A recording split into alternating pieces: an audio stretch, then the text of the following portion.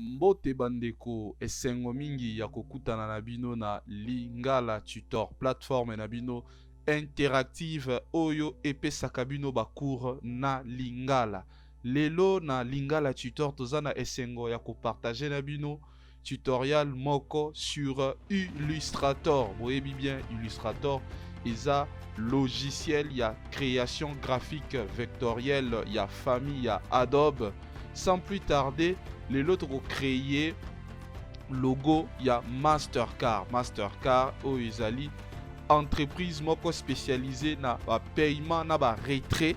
Donc ya mbongo na ba carte bancaire na biso to salela ngo boyebi bien mutu nyonso aza na ba carte bancaire.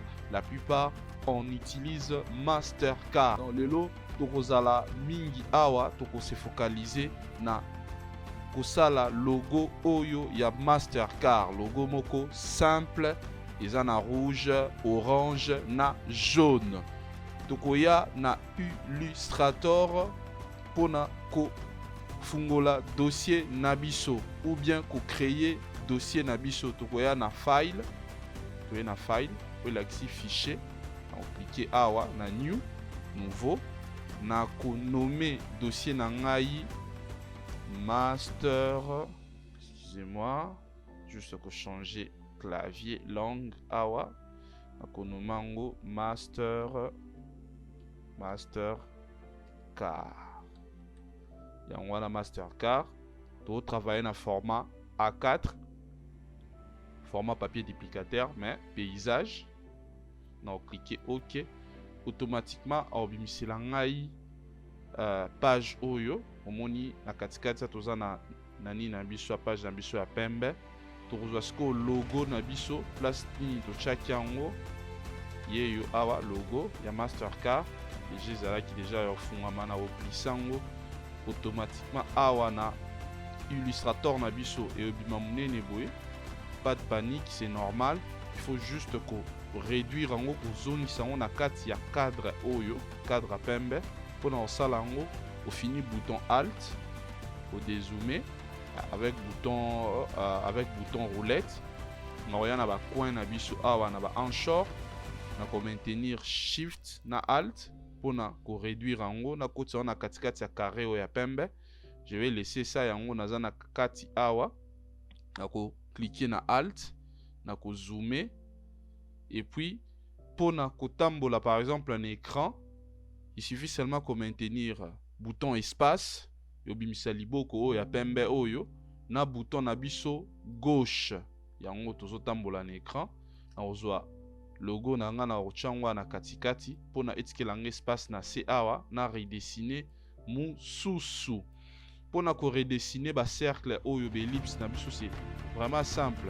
Tokoya na outil oyo outil ellipse soki o cliquer na bouton droit na yo bozomona bino moko ba panoplie ya option zobima tozana ba rectangle tools, tozana ba rondelle rectangle tools, ellipse, ba polygone, ba star nyonso mais l'autre celle la plus ellipse où ezala déjà sélectionné. Vous cliquez na ellipse. Vous cliquez ezala déjà sélectionné na ellipse. Pour na kosala ba ellipse na biso ou bien autrement appelé cercle, il faut toujours maintenir shift pour ne la déformer. Par exemple, si on a maintenir shift nanga na mekio sala ellipse, omoni eza bien. Mais ceux qui botala ceux qui na maintenir shift no sala ellipse nanga ezobima un peu ovale. Pour na ko éviter ba forme nyonso ya ovale, il faut toujours maintenir shift. Yango na maintenir shift automatiquement à corriger ellipse nanga pendant que nazo tracer ngo nazo maintenir shift. Yango yo cercle nanga liboso ebimi. Pour la deuxième cercle, oza obligé te ya kokende awa na ellipse na yo pour na kosala lisusu. Juste kaka, il suffit kaka au fina A, au fini A, et alors le bala au fina A ou bien V, ils ont représenté ba sélection na biso. Toza na sélection tools et toza na direct sélection. Sélection tools musala na ngwe sala gani sélection tool musala na ngwe sélectionnera bo objet nyonso. Mais oyo sélection direct oyo ye a sélectionnera juste objet spécifique azwaka eloko oyo lingi ozwa yango eponaka. yango wana okoki olie oyo awa okoki koactive yango soit na A soit na V. Donc A pour na pembe, V pour na noir. Olie osalaka batour nyonso oyo. Donc ngai na koactive naza déjà na V na ngai ya noir. Na fini yango et puis na koya awa na cercle na ngai ya liboso na ko cliquer alt pour na ko dupliquer yango pour ne koma mibale. Na kozwa yango na komema yango na droite na ngai cercle on omema yango na droite na ngai. Er na memi na droite omoni akaboli na s'assurer que ezala vraiment na katikati et puis na rotika automatiquement to komi na deux cercles. Donc so bo moni à chaque fois flèche na biso ya noir na oya pembe bimie Nicolas Ksake na ozo copier deux éléments. Yango to komi déjà na deux cercles na biso sko ekomi na tangu ya kotia couleur. C'est simple pour na kotia couleur. Il suffit de sélectionner cercle à liboso oye na outil oyo. Airdropper. Airdropper donc autrement appelé na Photoshop PIP. Yé abendaka akopiaka propriété ba couleur. Vu que na sélectionné cercle na biso ya liboso na koya awa na airdropper na nga na ko cliquer na koya na rouge na cliquer automatiquement rouge na biso ezalaki awa ekomi awa. Bozomona bien bolanda bozolanda j'espère que bozolanda nga na kimia nyonso. Donc na cliquer awa rouge ekomi awa. Na en finali susu bouton na ngai o nena bisaki bino bouton A ozo représenter oyo direction selection tools na koya na deuxième cercle na ngai na koya lisusu awa na airdropper. Donc okoki ofina pe I pona ozwa directement airdropper pona olio kendaka chaque fois kuna na wala sabino juste pona ba débutant ezala te non okobunga la clavier bien na raccourci I na e awa na cliquer automatiquement couleur nango ezalaki awa ekomi awa.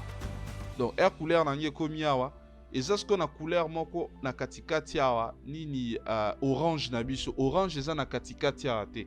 Comment kosala orange? C'est simple avec Pathfinder. Pathfinder ezalaka mingi awa. Donc parfois ezalaka yaka par défaut. Mais ceux qui ont installé Illustrator Pathfinder était par défaut, c'est simple, faut pas qu'on paniquer. Okoya na effet awa pour na ko activer ngomona Pathfinder na biso yeyo. Cliquer na Pathfinder automatiquement tableau oyo ekobima. Na Pathfinder toza na ba biloko ebela mais lelo tosala la plus division. Tosala la division, faut to diviser deux cercles oyo ekoma deux cercles na jonction moko na katikati. Donc jonction na biso ya orange il faut ezala na katikati ya. Pour faire ça comme na biso ebino toujours au final V na yo oye au sélectionner deux cercles et puis oye awa na Pathfinder na option diviser cliquer na diviser automatiquement nengezana aza déjà ya ko diviser botali bien bozomona bien rouge na biso na moi cercle mo ekati yango na katikati eza awa oyo. Donc il a déjà qui est à diviser. Pour na maintenant ko tia couleur na katikati na bisaki bino c'est simple. Au fini V excusez-moi fini A pour na pembe yango yo et sélectionner direction select tools oye awa na katikati et puis oye na au fini I soit oye awa ou bien au fini I automatiquement outil na biso airdropper efungwami oye awa na katikati ou cliquer automatiquement couleur ezalaki na katikati awa ekomi pe na katikati awa. Donc esali déjà logo na biso soki toye awa to sélectionner ba cercle na biso bomoni ebimisi mamango logo ya Mastercard yango yo Mastercard na biso to réussir pour redessiner pour recréer pardon logo ya Mastercard avec facilité nyonso. Donc comme juste na CAA Mastercard na biso na outil texte Mastercard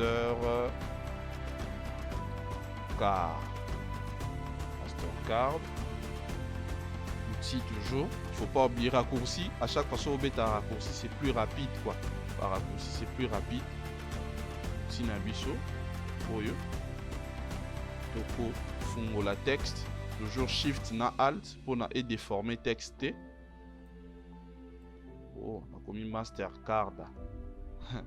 Na oya na ko longola A, ça arrive, c'est pas facile. Na longola A, mais ça vraiment police ya Mastercard et ça juste illustration. L'objectif c'était qu'on recréer forme oyo ya ba cercle na biso ya Mastercard. J'espère que vous avez aimé vidéo oyo. Moi c'est Emmanuel Atakete, je vais vous assister tout au long ya Lingala Tutor. Bobo sanate ko s'abonner na page na biso ya Facebook et bobo sanapete ko activer cloche de notification na YouTube pour s'abonner na YouTube et puis pour partager vidéo oyo et vous sunga batu ebele oyo balingi ko apprendre Illustrator. J'espère que tokokutana na mikolo Izali Koya. Au revoir.